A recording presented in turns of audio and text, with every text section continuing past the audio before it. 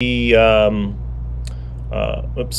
in the what's it called? Hi everybody. I'm just talking to the people on locals. I'll be able to plug in at some point the locals feed into the encoder, and that's just going to solve a lot of the problems, a lot of the hiccups that I'm getting while I'm doing this. While I'm doing the streams, and I'm going to do this one on what's it called? The Chinese spyware, or the CCP spyware TikTok. I don't know how much longer I'm going to have it because I feel dirty every time I use it, but it is what it is. And I haven't posted there for a while, so I'm going to do that too. So, good morning. Sonia, good morning. How are you, dear? I'm just finishing the setup here. And, oh, great. Everything has low battery now. I understand how everything has low battery. Okay, charge that, but whatever. It is what it is. Good morning, Sonia, and good morning, Megan, and good morning, everybody else. And welcome to your Freedom Coffee live stream. And this is the place for those of you who are new here. This is the place where we celebrate the freedoms that we have, and we look to expand them into the future. And for those of you who are in Alberta, Canada, congratulations. Danielle Smith, the Conservative, who was elected. I'm sure she's going to do everything she can to help those 4 guys who have been targeted and arrested in Alberta, because it had nothing to do with her government targeting them. Anyways, I hope you're all well. I just thought of ideas. Good morning. Low battery requires coffee. Oh, you know, it's been such a crazy month. As you can tell, welcome to not Miami, but Miami was absolutely amazing. It was such an experience to see. It was the first conference I've ever been to where all these people who met each other online through Facebook, what am I talking about? Nobody there uses Facebook. Twitter Spaces and that sort of stuff. We all finally got to spend time together and face-to-face. That's my dispatch for my load this morning. Sorry about that. We all got the chance to finally be face-to-face, breathe the same air, and share experiences together. And it was amazing. It was the vibe was absolutely amazing. I didn't post much to Twitter just because I was being pulled all over the place and I was talking to so many people. There is so much love for Canadians down there now that I've never experienced before. And I think I've mentioned before, I've been going to the U.S. Most of my life, and I've never seen such positivity and love for all of us. As some of us joke, or some of them joke, that Canada is America's hat, but it's all in love and jest. And it was really great. It was one of the most positive experiences I've ever had. There's always friction at these conferences, but I didn't see very much. There was I'll talk a little bit more about that in a later episode, but RFK's speech, I was in the room where he was speaking about the Canadian truckers and what the Canadian government did to the truckers, made him realize the importance of Bitcoin. And it was great. And not just Bitcoin, the importance of freedom and freedom money, and sovereignty, self-sovereignty, and all that sort of stuff, all the attributes of Bitcoin. And it was great. I'm going to do an episode specifically on that. That might be actually at night on a weekend at some point, because there's a lot to unpack there. But it was great. Tomorrow is going to be, tomorrow is, so June, what day is tomorrow? I'm so all over the map. Anyways, tomorrow, whatever day tomorrow is. Tomorrow is going to be the first ever, for those of you who are on Twitter, the political Bitcoin hour. And that's going to be hosted by myself and Brian Gentili. Brandon Gentili. Brandon is, you can tell I need the coffee. I'm starting to, when you say your friend's names wrong, you're half asleep. It was a red eye back to Canada, and then a lot of craziness trying to follow up after that. So I haven't slept much.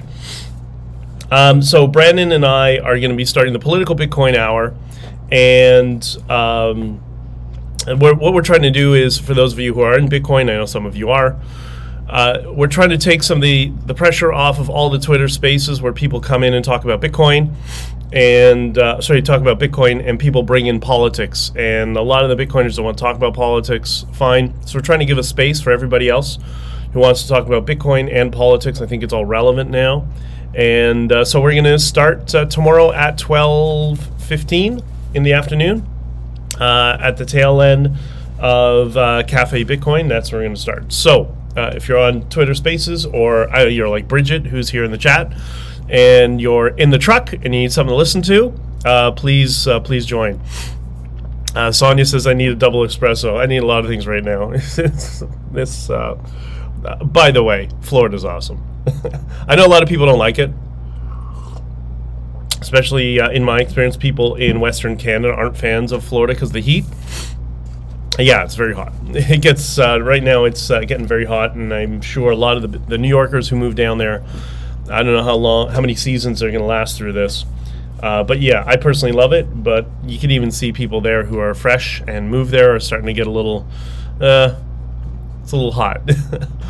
Anyways, I'm only talking because of you. Okay.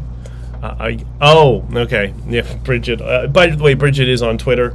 Her address is at Gidget and a number. But if you just type in Gidget, you'll get Bridget there. All right. So this is funny. It's funny. It's funny when the people slowly, after time, realize that people have been smashing myself and others and defaming us, start to realize, oh, hey, that Dictor guy, he's been telling the truth the entire time. Wow. Yeah, that's why I sleep at night. I came back to Canada, and I got to tell you, my takeaway from 2 weeks in Florida, and this is... Last year, Bitcoin was the same thing, but this year, even more so. The love and understanding of the importance of freedom in the United States and places like Florida, of which a large swath of that population came from Cuba, a place they don't exactly have freedom.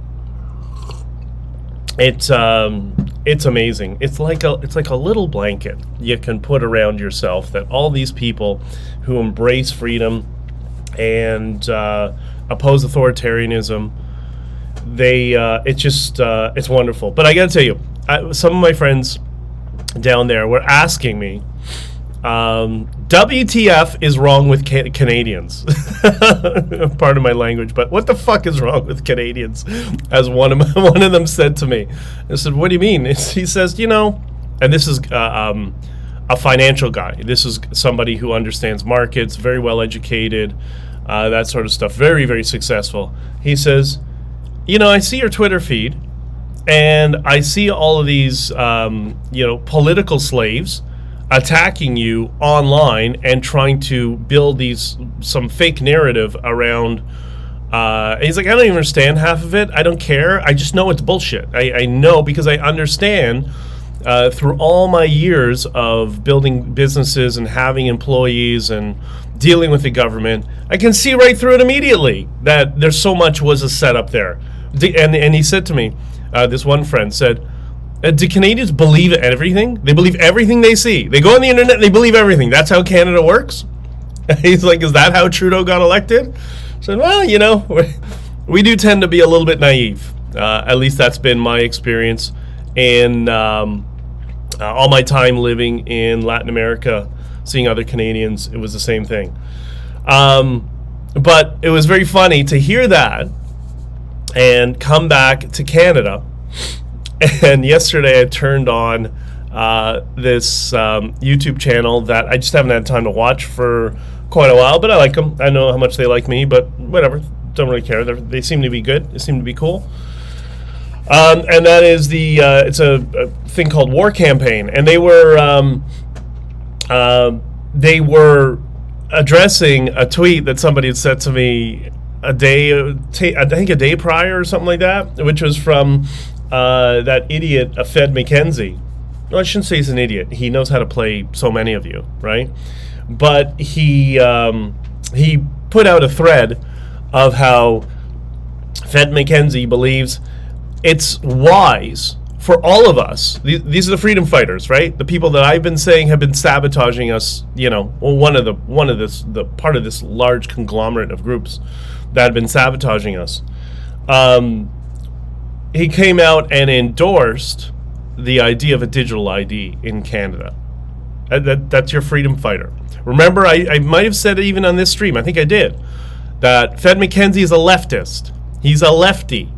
He's just a racist lefty, right? He wants structured policies based on race, right? He wants policies for, I guess it's white people or whatever his deal is, but he wants the government to do it. He wants centralized control to do it. That's a lefty. That's not conservative or right wing in any way, shape, or form. And now here he comes. Here he comes with a grand slam of now he also supports digital ID, presumably to make the internet more safe from people like himself. It's so good. It's so great. Can you now all see what I've been trying to warn all of you about, how this whole mechanism works, and how I like to call it political convoy or Big Con Canada Inc.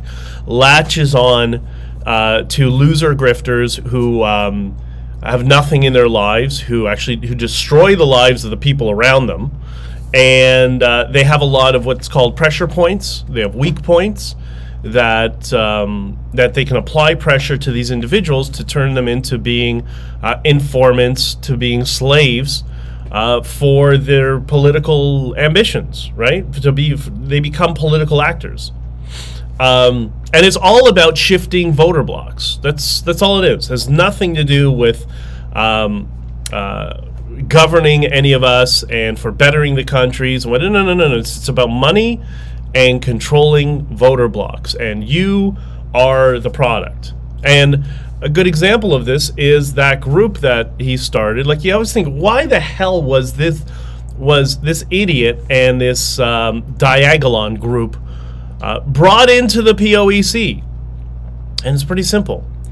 Diagolon is Canada's Patriot Front.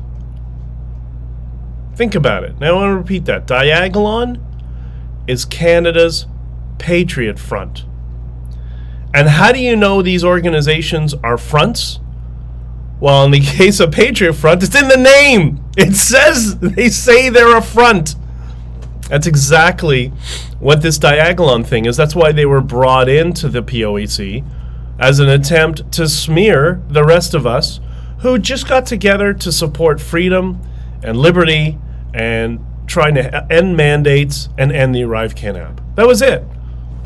So they needed a front, Canada's Patriot Front, to tarnish the proceedings. And, well, there you go. And you know who I feel bad for? I feel bad for the Diagolon followers. I understand there's a vacuum of leadership in this country, that we have all corporatized politicians who are disingenuous and dishonest and are selling us out down the river. And depending where we live in Canada, we've been subjected to it to varying degrees. And if you're in Western Canada, in Alberta, rural Alberta, arguably you've been most hard hit, and I get that. But for those of you who are into scripture, I always remember learning this in school as a little kid, and I've posted this a number of times. Thou shalt not worship false idols, which is what you're doing. Those who look at these corporatized politicians, or more importantly, the political actors who have been co-opted by the political class for the intent purpose of shifting voting blocks and moving you all around. So I feel sympathy for the people who bought into this Diagolon nonsense, started following this Fed. There are some people I know early on, when he just came out of nowhere. I was explaining it to somebody last night who asked me, about these guys. And I said, he just came out of nowhere. He latched onto a small group of people, the Mark Friesens and all of them. He just came out of nowhere and just started, his his Jewish conspiracy rants. And I was like, whoa, this guy's going to get you guys into trouble. I'm not supporting that, man. And I tried to warn them and they didn't listen. And lo and behold, some of them, ended up getting into trouble legally, which is exactly what I was trying to warn against. And ever since, and then they got deplatformed all over the place. But sometimes you try to warn people, and they don't listen. Right? Teach a man to fish, but sometimes they just don't want to pick up the rod. What are you going to do? I also feel bad for Fed McKenzie's girlfriend, who clearly has suffered some abuse in her life. She's been ideologically captured, manipulated to abandon her marriage because of this loser. And it's just one of those people who just fucks up the lives of everybody around them. And, you try to warn people about people like that, and sometimes people don't heed the warning. Now, I also am sympathetic that Fed McKenzie apparently was subjected to methylamine in this controversy in Canadian military politics. And I am sympathetic to that. But, the rest of us are only going to take so much abuse, right? But anyways, Canada's Patriot Front, Diagolon, now supports censorship and digital ID and wants to protect all of you from themselves. Sorry, they want the government to protect all of you from them. It's wonderful. But anyways, but think about it. Think about this, all of this that's gone on with Diagolon and the trajectory, and then somehow it was brought into the POEC with any explanation or rationale. And then think about what the U.S. government or branches of U.S. intelligence are trying to do, it seems, with Patriot Front. It's not exactly the same because Canada's different than the U.S., but it sure smells the same, doesn't it? Right? There's some differences, but it really, you give it a sniff and you're like, yeah, Canada's different from the U.S., but all of this seems to be really, just smells like it's the same thing, just repackaged differently to be more applicable to Canada. So, anyways, just keep an eye out for that. I've been trying to warn people about all this stuff since Freedom Convoy. All of these different, disingenuous actors as they're continually exposing themselves over periods of time. And, you'll see how things transpire. I think there's a lot more to come. I actually know there's a lot more to come. But just be aware of those people who are going out of their way to try to manipulate you. There's some other people too that were sent to me yesterday. Was asked about different people. Like, I don't know who the hell these people are, but like all these issues, how do you find out who is what? Follow the money, right? Follow the money. Where's the money coming from for these people? These people who don't seem to need to work. Unlike the rest of us. And speaking of which, I'm going to probably cut a little bit short because I got to head over back to my truck after being away a couple weeks and head down to New York State. Close to New Jersey, actually. Ryan, sounds like a troll to me. Good morning, brother. I hope you're doing good. I haven't spoken to you in a while. Please, Ryan, if you're around, and Bridget, Edge of Thought of Ideas, Sonia, everybody, tomorrow, 12:15, Twitter Spaces. I'm going to post the link after here. I'll probably do it once I get to my truck. After I'm doing my safety checks and I have a few minutes. I will post the link for the Twitter space tomorrow. It's Bitcoin heavy, so if you're not into Bitcoin, then don't worry. But we're trying to help everybody else who keeps getting bombarded with political conversations in their spaces, and give everybody a space to talk about politics and Bitcoin away from everybody else, right? Okay, the next thing, the next idea I was thinking of when I was trying to get ready for today was, this whole sense of toxicity in politics. You see a little bit in the U.S. Surprisingly, I didn't see it as much in the U.S. as in Canada. It was really interesting to be in the room where Robert F. Kennedy was giving the speech about the Canadian truckers and freedom and Bitcoin. Vivek Ramaswamy did the same thing, as did Tulsi Gabbard. So it was very interesting to be in that room where people across the political spectrum are now starting to understand the values of freedom. And I think a lot of us in Canada, I think we all had something to do with that. I think what we've done collectively for this during the Freedom Convoy and while our country came together, despite the small handful of trash that were trying to sabotage us the entire time. Take all of that, throw that away. That's the negative stuff. But the fact that we were able to all come together, I think that was the first sign of leadership that this country has seen for quite some time. And it filled that vacuum that I was explaining before. And it's that vacuum of leadership which is causing people to fall for grifts like this Diagolon. I don't know what happened to the Humpty Dumpty guy. I guess he's disappeared probably. He's lived out his 15 minutes of usefulness for the political establishment and the rest of them. I mean, that's how it is, right? It's always moving around.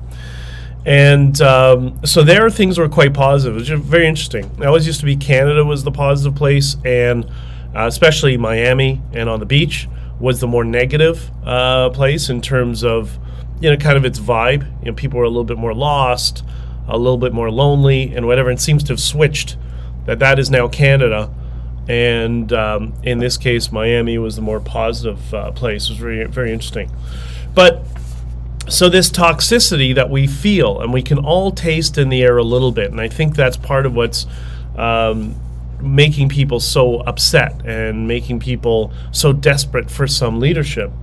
I think the reason is because all our, quote, leadership and all of our, not just our politics, but our cultural leaders as well, it's all artificial. It's plastic. It's fake, and we can all see it. I like this quote from an account that I followed many years ago. When you look at all of our leaders and establishment and all that sort of stuff, you want it to be genuine, but it's all fake, and your eyes can't see it, but your brain can. In the back of your head, your brain knows this is all artificial and it's all scripted. And our politics is the uniparty. That's why I joked that now that Danielle Smith has been elected in Alberta, I'm sure she's going to do everything in her power from the Premier's office to make sure those 4 guys in Coots who've been targeted and sitting in jail, I'm sure she's going to go to the bat for them. I'm sure of that. Can't believe I even tried to say that. Because it's the uniparty. It's the or maybe we should give it a name. The Unilobby Party, right? It's the Unilobby Party. It's all one party. And it's frustrating. And then you see, these the political YouTubers, or whether on YouTube or other platforms, who become captured by the political parties. How do you know? Because, again, your eyes don't see it, but your brain sees it, that, hey, they're all saying the same thing. Just like when you turn on the fake news and you hear the same 5 news stories repeated over and over again, persuasion through repetition, you turn on YouTube, and from the conservative YouTubers, you're hearing the same points over and over again. Well, why is that? Could it be because they're stakeholders, right? That's why that document that Rowan from War Campaign showed was so important. It shows clearly, it shows their stakeholders, and the list of stakeholders, they have Fed McKenzie as a stakeholder. It's all fake. All of it. I'm not, I promise. That's why, how it's not fake? Is when they all start spreading rumors, trying to smear you, trying to label you, and they don't stop over and over again. And the person who's being targeted doesn't care. I don't care. Go ahead. Say whatever you want. Enjoy. And they're all, not only are they using the same talking points, but they're also using the same persuasion tactics. But they're using awful persuasion tactics that don't persuade anybody. It's really sad. So it is what it is, and but I promised you I would always be honest with you, and found so many like-minded people in Florida who feel the same way as us, but they're positive. They understand that, yeah, this is just the nature of what it is. They don't get confused by people who work for political establishments who are trying to smear people and are part of a broader political operative. That doesn't bother them. It doesn't scare them. It is what it is, right? And they know it's just a game. And the other thing I come to realize, or I thought, and this is what I see the difference down there versus what's here, this plastic, artificial political class that we have here, what don't they do? They don't inspire us. They don't have a brighter future. They have no solutions for everything. Everything is negative. And I've brought this up internally in the Conservative Party so many times when I was involved in it. Over and over, you need to inspire people. This is why, when you go to that atmosphere I was in Florida, whether you know Bitcoin or not, it's something for the future. It's something good that appeals to everybody across the political spectrum. It's the fundamental principles of freedom digitized into a monetary protocol. Good morning, Cheryl. It's good to see you too. Jesse, were you not watching on Rumble? Are you watching on Rumble? Because if you're watching on Rumble and you're commenting, please let me know, because I'm trying to get that working and it doesn't seem to be doing so. But anyways, so this shallow, fake political class that we have lacks leadership, has no vision, and doesn't show anything inspirational for the future. This is why, I know there's lots of people who are of two sides on Elon Musk, and I get it. But at least listen, the guy's contributed a lot, in my opinion. But he's trying to show something in the future, something to aim for. In his case, it's Mars and technology. He wants electrification of cars. I was into it when the Model S first came out, but I don't know. I'm slipping more back to I don't know. I like a 6-speed and a gas engine, but that's just my thing. But you do you. Everybody does what they. But the point is, he's trying to show that we have a brighter future if we find targets to aim for. What does our political class do? Nothing. All they do is smear each other and smear us. Right? They attack us instead of standing up at the pulpit and showing this is the brighter future we're going to build. It's all cynicism, you're racist bigots, and all this other racialized communist bullshit. That's it. Okay, so you want to know why people are a little bit anxious? That might have something to do with it. Anyways. So tomorrow, 12:15, Political Bitcoin Hour on Twitter Spaces. Cheryl, if you didn't hear, myself and Brandon Gentili are going to be starting to do, it's going to be Bitcoin focused and on politics. I think it's going to be pretty positive because there's so much positive stuff going on in the space. And we're going to talk a little bit politics, a little bit Bitcoin. It's probably going to be more American centric just because Brandon is American, and I do have friends that are in the political sphere in the United States who I met with when I was in Florida. But, we'll touch a little bit on Canada as well. Cheryl, you missed my rants. You're lovely. Cheryl, I missed yours. I wonder if in this coder there's a way for me to put this. I know there's a way for me to put the chat on the screen. I just have no idea how to do that. But I will figure it out as I learn how to use this over time. And all of this leads me to my final my final point in all of this is we have this plastic artificial political class that are corporatized, and they're focused on money, power, and controlling all of you. Money, power equals controlling people, which is quite cynical. It is what it is, right? But I do think that as we all start to find each other and come together and learn to filter the noise from political actors who claim to be part of freedom and love and unity and all that sort of stuff, all the good stuff that the Freedom Convoy was built on, I do have a lot of hope for the future. I think we are entering this golden age. Look at all the good things that are happening. We've learned that AI is as much a threat to the world as Y2K. If you don't know that, I'll talk more about that later on. I use AI almost, not every day, but almost every day now, and different artificial intelligence applications. And it's not going to change the world. All it is a reflection of ourselves.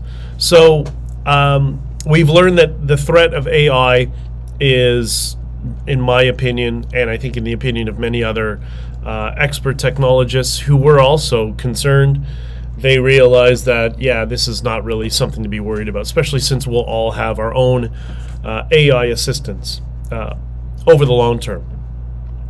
The vibe in Miami, a city that, in my experience, has always been a little bit more negative and lost compared to Toronto, it's all positive. And look how amazing the future is going to be. There's so many good things that are happening. RFK gave his speech, whether you agree with his policies or not. I disagree with a lot of his policies, but it shows that people on the other side were inspired by all of us coming together in Canada around peace, love, unity, and freedom, and that because we were attacked by our government, who became violent and oppressive, and there should be political ramifications over time. Maybe there will be, legal ramifications over time. We learned that we inspired RFK. We inspired Vivek, who is running for the nomination. We inspired Tulsi Gabbard. We inspired Ron DeSantis, who came to bat for us when Give, Send, Go was going to take all the money that was donated and give it to a charity of their choice. Ron DeSantis pipes up and says that sounds like criminal behavior. We should investigate. Give, Send, Go. Now, ultimately, our political saboteurs conspired in Canada to ensure no truckers got any of that money. But then Bitcoin came through and got into the hands of the truckers who were there the longest on Wellington Street when Caribou went up and down, and distributed them some money, right? Some money, Anyways, that'll all come up in the court case. I can't talk too much about it because of the class action suit. But the point is, these are all good things. These are all positive things that are happening in the future. It's just a matter of putting on that positive filter, taking all the noise, all the political noise from the saboteurs and the people who targeted us. Yes, GoFundMe. And moving all that noise off to the side and realizing the noise will always be there, right? We are in a culture war. When you're in a war, your adversaries are always going to try to throw punches at you. You can't stop that. All you can do is defend against it and strategically punch back, which is what I tend to do. And strategically is the key, right? I see so much hope, so much good things that are coming out of it. And also, listen, if you're in Toronto, I'm going to be a speaker at the Bitcoin conference in Toronto on June 17th. I'm going to be talking about some of this stuff. We got confirmation yesterday. We're trying to figure out all the details. And on the 24th, I've been invited along with a number of other people. I think Bridget will be there. Bridget, we got to talk about this week, by the way. There's the Bitcoin Freedom Festival in Massachusetts, held by Mass Adoption, which is a very, very well-organized group of people who care about freedom. They don't care about political noise and bullshit. They care about all of us coming together and giving a positive vision for the future. And they want us down there to join them. They want all of you. Hey, Boston's only an 8-hour drive. Not that difficult to hop in a car, come down. I think their tickets, I believe, are $60. And when you buy a ticket, you get $10 back in Bitcoin. So if you don't understand Bitcoin and you're new to Bitcoin, come hang out with us at the Heat at the music festival. Come grab some barbecue and you'll get $10 of Bitcoin and lots of people that will help you face to face onboard you to this brighter future that everybody outside the political noise and the political saboteurs are trying to build for all of us. There's so much good going on right now. It's you just got to be able to, you got to take the blinders off and see it. And it's so easy when these cynical, negative political actors who are obsessed with politics, that's all they care about. All they care about is politics. When you filter out that noise and you realize that's just, it's like, it's like when you're in, that's why the honking thing made me crazy. In Ottawa, those whiny, spoiled bitches with the honking.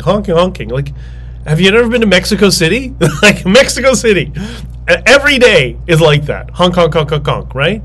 And you learn when you live, and most of Latin America is like that. When you learn when you're in Mexico City, after 5-10 minutes, you just filter out the noise. Well, that's what we're dealing with on the political landscape in Canada. The reason they're so aggressive is because there's a lack of leadership, and they're the ones that are responsible for it, right? And they don't like that the rest of us find each other and we collectively find a path forward of leadership together that's positive. That's a threat to them. BJ, remember people complain about driving to Walmart. 8 hours is easy for us. Yeah, it's funny. When I was in Florida, I was staying in Delray, and I had to go to the conference was in Miami Beach. And I know Miami really well. I've lived a bunch of places, in Hallandale and Hollywood and Fort Lauderdale, the beach and whatever. And everybody's like, "Oh, that's Delray. That's far." I'm like, "It's an hour away." In a truck, that's like 5 minutes. Just a little different perspective, right? But yeah, I agree. Megan, the honking was glorious. Well, do you want to? Maybe you can reach out. We should do. What we should do? We need to get a list together of people in Ottawa who had a positive, loving experience at the Freedom Convoy. That's what we need. We need somebody I can't do it, I'm so slammed. We need somebody on the ground who can take up that baton and be the leader and get everybody together, or as many people together as possible, who had a positive, loving experience to communicate that and to help with that. Because I don't know how many people buy into the fake narrative. I think most people just ignore it. Most people put on the fake news in their house. They're cooking for their kids after work, sort of thing. It's on in the background. They don't listen to it. They ignore it. And they're kind of. Somebody once told me the key with legacy media is understanding that it's for people who are passively engaged and not thinking, right? So most people. Like I have somebody in my family who reads the Toronto Star every day, because they know it's complete BS. They just want to see the BS that the other side is trying to spew. That's all, right? As I agree, there's always something positive to see when you start being grateful for the little things, especially in nature. Yeah, that's why, I do this exercise. Not every day. I tend to try helping other people do it, which is asking yourself every morning, what are the 3 things that you're most grateful for in life today? And every day it's different, right? You don't want to, it's a mental exercise where you force yourself to get into a positive state and look at all the good things around you. And these are things nobody in the political class does because, well, you go on forever. But anyways, so Diagolon and Fed McKenzie are Patriot Front of Canada. And it's so much of a front that they have the word front in their name. That's what you've all been subjected to. And they all now support and endorse digital ID and tracking all of you. Those are your freedom fighters. So perhaps I was accurate in what I was trying to warn everybody about for quite some time. And I will continue to, and I know there's a lot of people that I've been in touch with some people who were attacking me a while ago, and they bought into the fake narrative, who've reached out and have said, I didn't believe it, but, I was skeptical, and I gave you some time, and I've read your book, and which is that book behind me, honkingforfreedom.com, available now in Apple Books, by the way. And they said, I read your book, I was skeptical, started looking into stuff, read the Diverge Media articles, went back to testimonies, and they said, I'm sorry. I'm sorry for attacking you. I'm sorry for smearing you. And I said, listen, no problem, I understand. Just think first before you attack people in the future.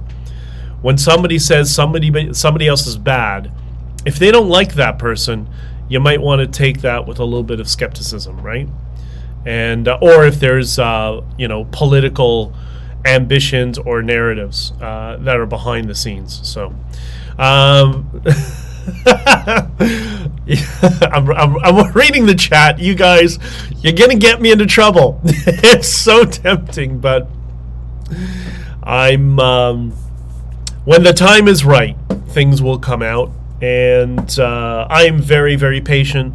I know all of you are patient. All the drama and the nonsense, that's secondary. I don't want to focus on the positivity and the positive vision for the future and how we can make the world better and we can strengthen the freedoms that we have in life. And that's, by the way, that's why I talk about Bitcoin. That's just one of many tools around building a more sustainable freedom life. And so join us tomorrow if you can. All right, I think that's it. I got to shut this down. I got to head down to my truck and go down to the States. And you are all awesome. I miss all of you. I love doing this. I'm sorry I couldn't do it. I tried in Florida. I was having so many technical problems. I didn't have a place to set up different stuff, and it just wasn't conducive to doing this. And I got so busy. I get so busy with stuff. And for anybody who is there who is watching this either now or in the future, thank you for all the love and support. The Toxic Happy Hour party was amazing. It was so good to see so many of you. And likewise, walking around the conventions together, popping in and finally meet each other face to face. It was an awesome experience. And hopefully we'll be able to build a similar experience at Bitcoin Toronto on June 17th and capture that vibe and then follow up with it in Boston at Mass Adoption's Freedom Festival on June 24th. So try to be there if you can. All of you have an amazing day. Be safe. Be kind to people, even the people who try to smear you. Once in a while you push back. But if you're a good person to everybody, your subconscious is going to understand that you're a good person, and that's how you build confidence.